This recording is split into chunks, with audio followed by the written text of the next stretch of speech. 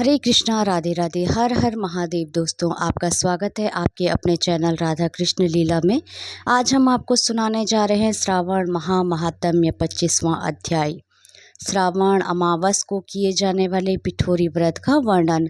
ईश्वर बोले, हे मुनि श्रेष्ठ, अब मैं उत्तम पिठोरी व्रत का वर्णन करूंगा। सभी संपदाओं को प्रदान करने वाला यह व्रत श्रावण मास की अमावस को होता है। जो यह घर है वह सभी वस्तु मात्र का अधिष्ठान है, इसलिए इसे पीठ कहा गया है और पूजन में वस्तु मात्र के समूह को आर कहते हैं। हे मुनि श्रेष्ठ, इस व्रत का नाम इसलिए पिठोर है। अब मैं उसकी विधि कहूँगा, सावधान होकर सुनिए। दीवार को ताम्र वर्ण, कृष्ण वर्ण अथवा श्वेत वर्ण धातु से पोतना चाहिए।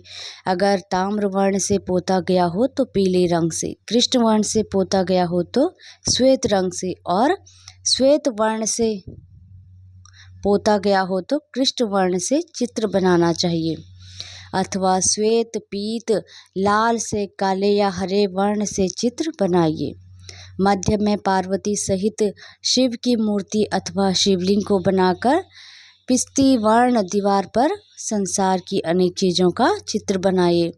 चतुशाला सहित रसोई घर, देवालय, शयन घर, 7 खजाने, स्त्रियों का अतःपुर जो महलों तथा अट्टकालियों से सुशोभित तथा साल के वृक्षों से मंडित हो, चूने आदि से दृढ़ता से बंधे पाषाणों तथा ईंटों से सुशोभित हो, और जिसमें विचित्र दरवाजे, छत तथा क्रीड़ा स्थान हो, इन सभी को चित्रित करे। बकरियां, गाय, भैंस, घोड़े, ऊंट आदि चलने वाला रथ, अनेक प्रकार की सवारी गाड़ियाँ, स्त्रियां, बच्चे, वृद्ध, जवान, पुरुष, पालकी, झूला और अनेक प्रकार के मंच, इन सब का अंकन करे।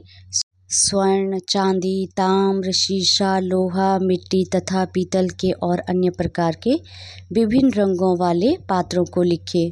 शयन संबंधी जितने भी साधन हैं, चारपाई, पलंग, बिस्तर, तकिया आदि, बिल्ली, मैना, अन्य और भी शुभ पक्षी, पुरुषों तथा स्त्रियों को अनेक प्रकार के आभूषण, बिछाने तथा ओढ़ने के जो वस्त्र हैं, यज्ञ के जितने भी पात्र होते हैं, मंथन के लिए 2 स्तंभ व 3 रस्सियाँ, दूध, मक्खन, दही, तक्कर, छाछ, घी, तेल, तिल, इन सभी को दीवार पर लिखे। गेहूँ, चावल, अरहर, जौ, मक्का, वर्तानल एक प्रकार का अन्न होता है। चना, मसूर, कुल्थी, मूंग, कांगनी, तिल, कोदो, कातसी नामक अन्न, सवा चावल, उड़द, ये सभी धान्य वर्ग में भी अंकित करें।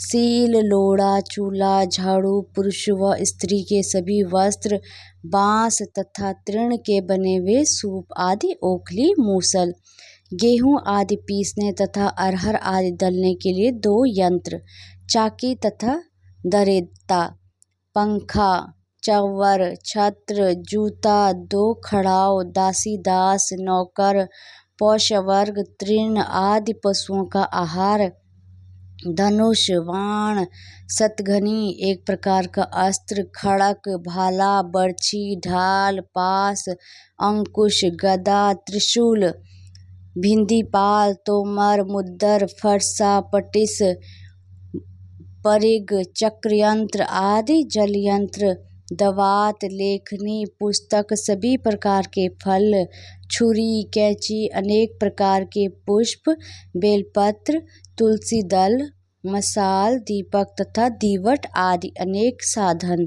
अनेक विध खाने योग्य साग तथा पकवानों के जितने भी प्रकार हैं, उन सभी को लिखना है। जो वस्तुएं यहाँ नहीं बताई गई है उस सबको भी दीवार पर लिखना है, क्योंकि यहाँ पर सभी कुछ लिखना संभव नहीं है, क्योंकि यह एक पदार्थ के सैकड़ों तथा हजारों भेद है और मैं कितना कह सकता हूँ।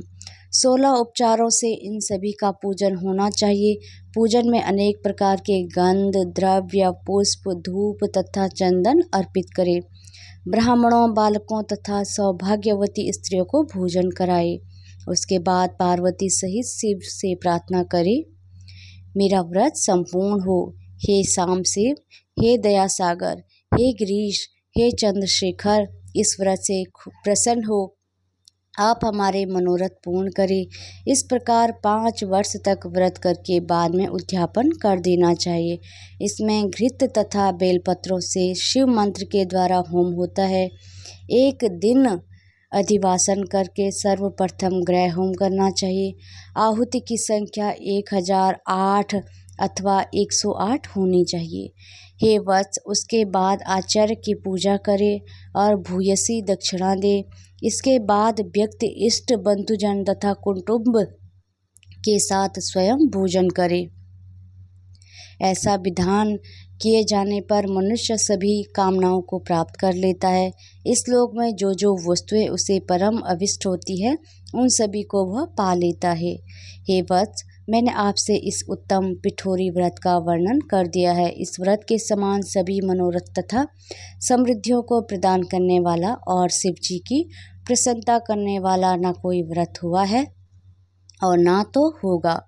मनुष्य इस व्रत में दीवार पर जो जो वस्तु बनाता है उसको निश्चित रूप से पा लेता है।